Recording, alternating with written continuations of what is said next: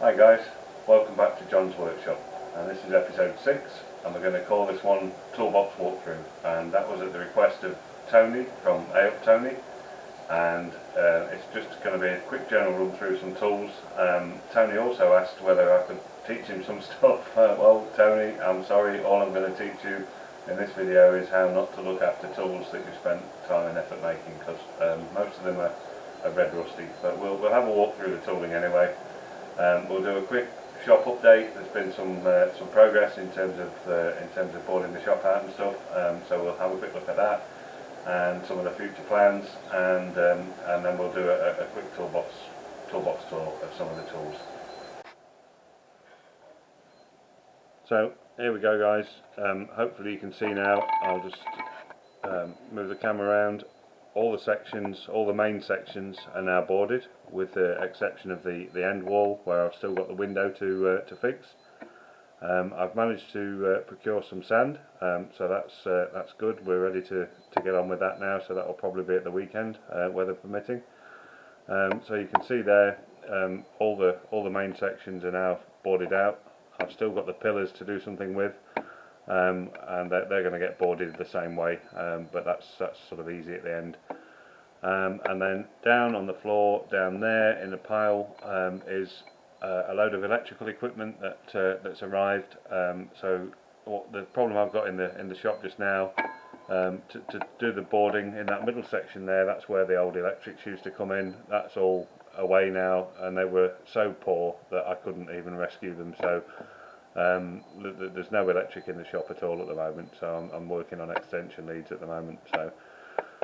So down there is a consumer unit, sockets, wiring, various other bits and pieces that I'm going to need to put a proper power supply into the shop. So that's going to be taking place over the next week or two.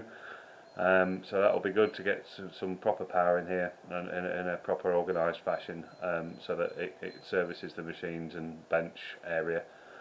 So we'll bring you back at some point in the future. That'll be on a future video, and I'll take you through some of that installation. So I've laid out a selection of rusty bits of equipment, and most of these are handmade. In fact, they're all handmade. There's a couple that are sort of special interest. Most of these are made by me during my apprenticeship. So I'll focus in a bit closer on the middle, and I'll sort of run through some of these just as a bit of interest in terms of tooling that was made many years ago, and have a bit of a discussion around each one. I'll try and keep it fairly brief, but we'll just run through the tools in a bit more detail.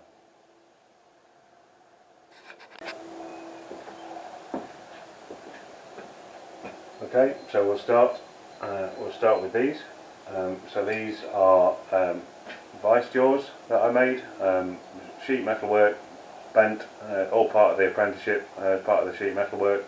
These were for a 6-inch, I think, or 6-inch vice, and they've got sheet metal work back end just cut and bent to shape to fit to slip over the jaws of the vice, aluminium rivets, and I'm not really sure what the soft material was. It's quite brittle now. It's sort of at least 30 years since I made these, so but they still work. They're still good on a vice. So that's one of the apprenticeship items that I made. This was my first foray into hot metal squashing. So these are I made them as a pair. It's just some hexagon stock that's been heat treated and turned into a lever, basically, because I worked as a tool maker in the power press tool industry. You used to use these as a pair to sort of lever and lift die sets apart, so that you could open the die set up and get inside to take various bits and pieces out. So I do have the other one somewhere. So it's just a pair of levers. That was again part of the apprenticeship. Various different toolmakers clamps that have been made over the years, sort of usual style, just two bits of bar machined down, and then threaded, drilled and tapped for clearance, for toolmakers clamps. This piece is something that I made. Anybody who's sort of used to watching milling will recognise this straight away. So this is an edge finder. So I made all of the parts of this. The body, there's a spring inside that's captive with a threaded bolt on the end. There's a ball sort of unit for finding sort of straight edges and flat edges. And I also made a second stylus, which is sitting in here, which is more of a cylinder. So there's a cylinder on the bottom, which is useful for finding round edges, on round bar. So it works very well. It was a direct copy of a commercially available bit of kit. I just measured every single part up and made it to suit. There was no ball turner, so the balls were made. There's a ball on the end, obviously, for finding the edge, and then there's another ball inside that sits up against the spring that gives the tension, the correct tension that you need to make the unit work properly. And the balls were just sort of manual CNC, if you want to call it that, using form tools and high-speed steel form tools and a bit of file work and close measurement to get as close a round ball as I could to a known size. So that was an edge finder that I made. That still works, or it did certainly last time I used it, which was about 20 odd years ago. You'll see here various parallels that were sort of made out of tool steel, machined, milled, and then heat treated, hardened, tempered, and then ground on a surface grinder in pairs, in matched pairs. So various parallels, nothing special about those.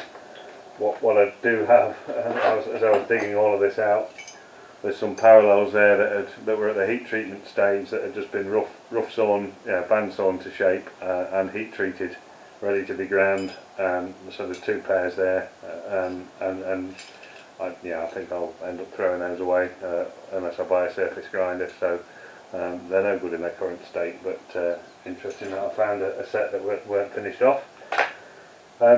Going right back to my early days as an apprentice, this is this is the very first thing that I made back in 1988 it would have been. So this is a stepped block, and this was all made on a shaper. So there's a V in the bottom side, a plain slot in the back, and then a set of steps that can be used for a back end of a clamp or something for setups. Absolutely red rusty, but salvageable.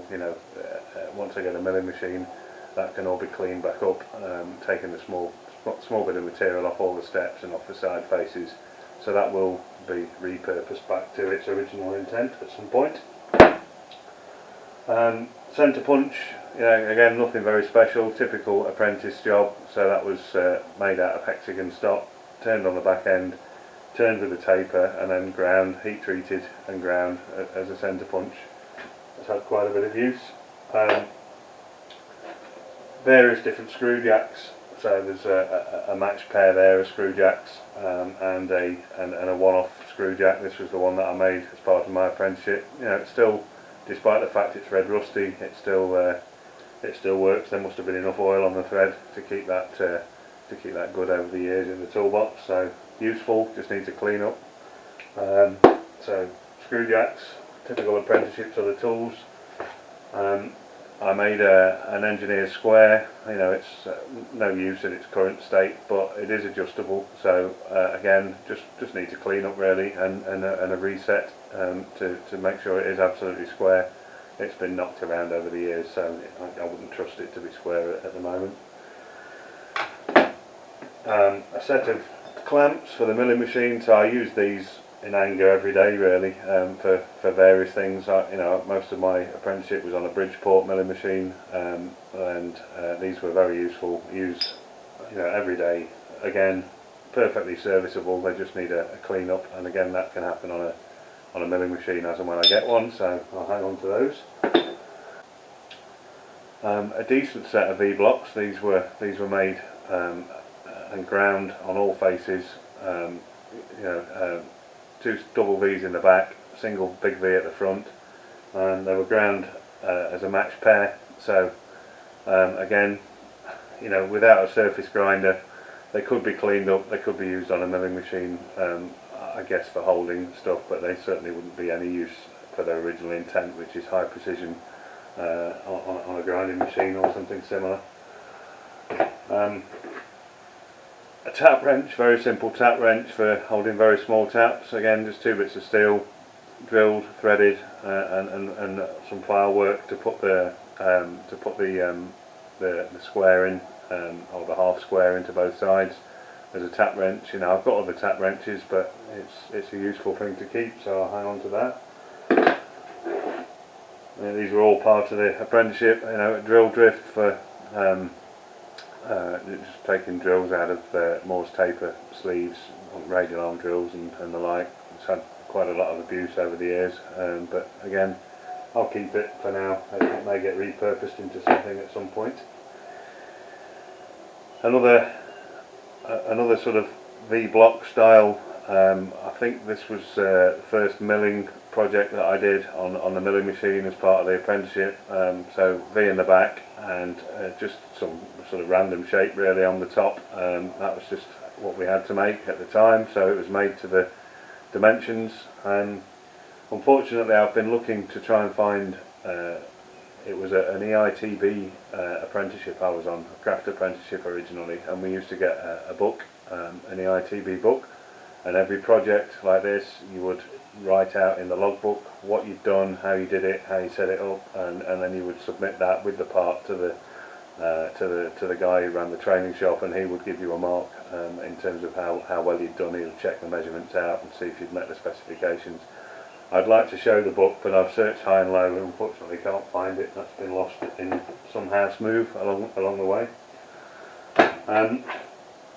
Just a very simple set of angle setup pieces. Again, these were made out of gauge plate or 01 steel, hardened, tempered and ground. So there's a 45-degree one there and a 60 or a 30 depending how you want to use it. So 2 of those. That one, actually just looking at that, that was never finished off. That's still a rough sawn edge, so that was a work in progress obviously that never got finished. So again, no use in its current state unless I ever get a surface grinder to finish that off properly, because it is hard. So yeah, there's just a couple of angle blocks. Another tool or set of tools that I made, and these again, these have been through the mill over the years and are no good anymore really. They're not sharp anymore. So 3 countersinks with a hole drilled through and a conical sort of face. Again, just a straight copy from a commercially available item really. So there's 3 countersinks there that were made. They sort of cut, but they need a regrind on the cone really to make them really usable properly. And then there's a sort of generation of fly cutters. So in my very early apprenticeship, these were very simple, and the idea being that you take an insert that's been used on a turning tool that's no good anymore, carbide insert, triangular, just seat it up against the angled face there, simple screw in there, and they're very effective as a fly cutter actually. They work very well. So there's 2 or 3 of those. I don't know, I've not got any of the triangular inserts anymore, so not really a lot of use anymore I don't think, unless I can source the triangular inserts, which I'm sure I would be able to if I looked. A smaller one, similar sort of thing, but you know, same insert size, but just a smaller unit for fly cutting. But they work very well. They're machined flat to centre, or just behind centre, so that by the time you've got the insert on, the actual front edge of the insert is right on the centre line of the unit. But they work very well. As I went into later on in my apprenticeship, sort of developed that idea a bit further, and this is more representative of what you would see on a commercially bought inserted tool. So if you look at the seat there, that's very similar to what you would get on a commercial item. It's got all the correct relief angles on it, and it was milled out on a CNC machine, the pocket for the insert to be exact. These worked incredibly well, you know, they're as good as a commercially bought item really. They're not hard, so it's made of tool steel, so it's reasonably tough, but they wouldn't stand too much abuse before that back face started getting beaten up. So, but they work very well, and they were cheap and quick to make. sort of variation on a theme. So the actual piece of tool steel here is missing, so this takes a cylindrical piece of tool steel through the middle. I'm sure you've seen this kind of thing before, with a single cap head screw to lock it in place. Again, you can grind whatever you want on the end of there, and you've also got the extension to cover a wider area with that type of fly cutter. I'll keep that because I think I can make use of that at some point in the future. And I think that's largely run through the stuff, or most of it, that I've made. This was one of the sheet metal working, ignore the stuff in it, but this is one of the sheet metal working jobs. This was called the wire edge box. So there's a wire that runs around the perimeter of the box there, and then it's just a folded sheet metal work job to create that box. That's one of the first sheet metal work jobs that I did. My trusty Zeus book, that's seen better days. It lost its front and back cover many years ago, but I've had that since almost day one when I left school. Still all useful, still gets used and will get used in the shop. There's still all the data on there and it's all readable, so I'm going to hang on to that.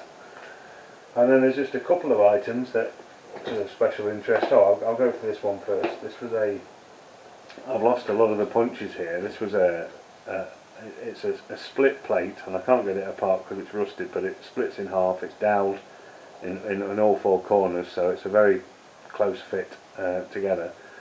And then a series of holes in there and a series of punches that are a close fit on the holes, and they're all stamped up on what the hole sizes are under the rust. The idea being that you split it apart, put some thin sheet brass or thin sheet steel, very thin sheet steel through in between the two halves, put the two halves back together, put the correct punch in at the right place, and just punch yourself out holes through thin sheet, typically non-ferrous, brass and copper and things like that it's useful for. But this is again all hardened, ground, so that the mating faces inside are incredibly sharp.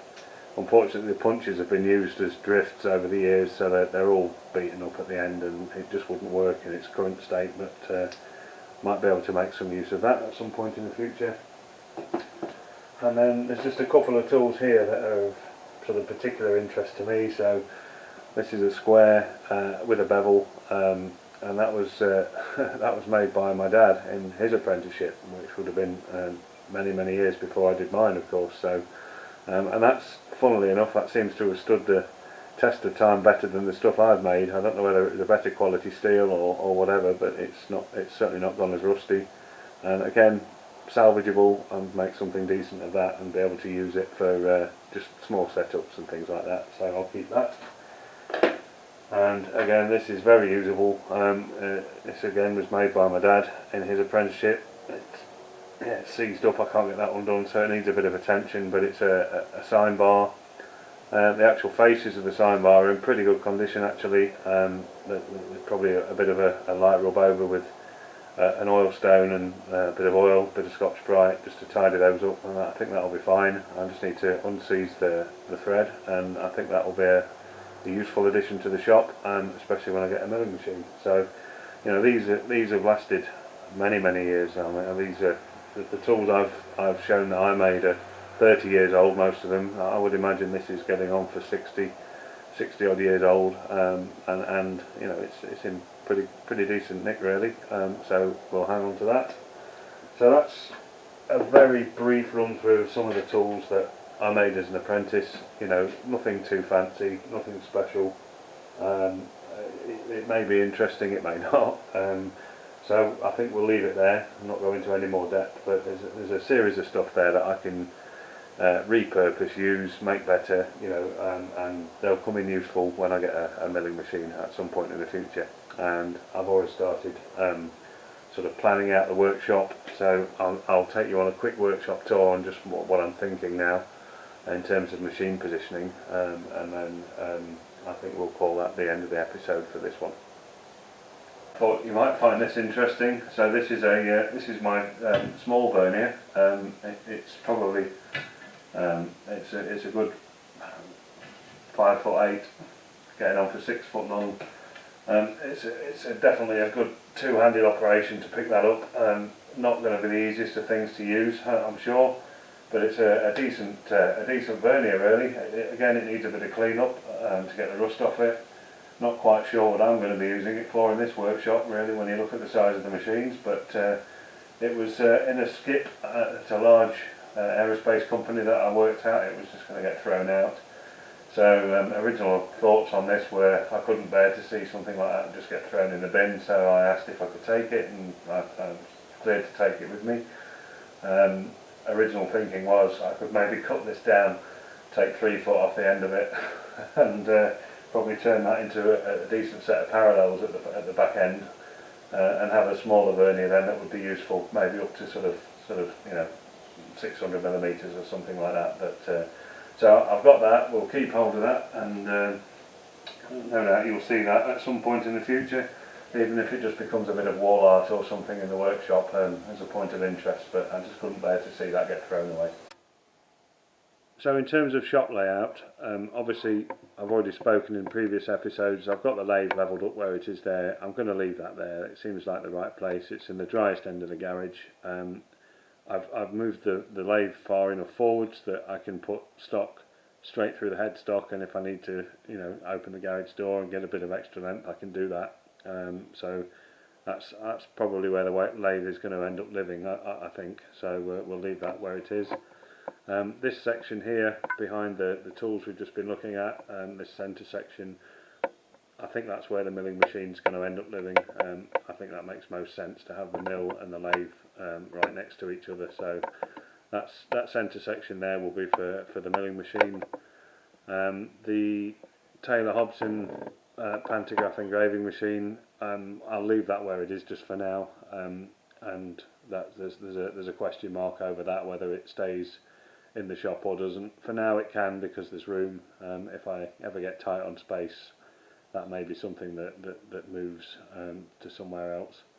So I'll bring you back and we'll point at the other end of the shop, and I'll just give you a quick run through what I'm thinking in terms of positioning of various bits of equipment. So you have to forgive the lighting, guys. I've got no power in here at the minute, so I'm working on just sort of lead lamps and things just for now until I get the electric in. So at the far end there, once I've got the window done and that wall boarded up, there's going to be a big bench running across that end. In that left hand section there, I'm planning on having a bench that kind of goes around the corner, and I'm going to sort of treat that as the dirty end, so that will have sort of pillar drills, grinder, welders, that kind of thing. And then if I ever need to then and think it's necessary, I can cordon that corner off with a curtain or something, just to try and reduce the amount of dust and stuff that gets into the rest of the workshop. So it gives me the option of doing that if I keep all the dirty stuff together at one end. And then the rest of the shop really will be benches, and this centre section then will be empty really. There's nothing planned at this point to go in there, but a surface grinder could be an option at some point in the future, and I think if that was going to happen, I think the surface grinder would end up going down in that far right hand corner, so all the grinding and everything is down that end of the shop, away from the mill and the lathe. So that's roughly the plan. The consumer unit will go up on the wall on that very end section near the corner there, and then I'll be running a feed of wires around the shop then for both power and lights. And in terms of lighting, I've ordered battens, LED battens, so I'm going to put 2 battens in each section, so there'll be 2 in the bottom section, 2 in this middle section, and 2 in the section where I'm stood at the moment over the lathe and the Taylor Hobson machine. So there'll be six battens, and we'll see how that goes, from a filming perspective, and also from a being able to work safely with a good amount of light perspective. So if I need to put more units in, I can do. I've got enough cable, and the consumer unit that I've bought is big enough to allow me to expand should I need to put different lighting rings in or anything. So that's roughly the plan for now. That's a bit of an update, and I'll catch you on the next episode. So thanks for watching, thanks for subscribing, and we'll see you on the next episode. And then we'll bring you back when we're ready to.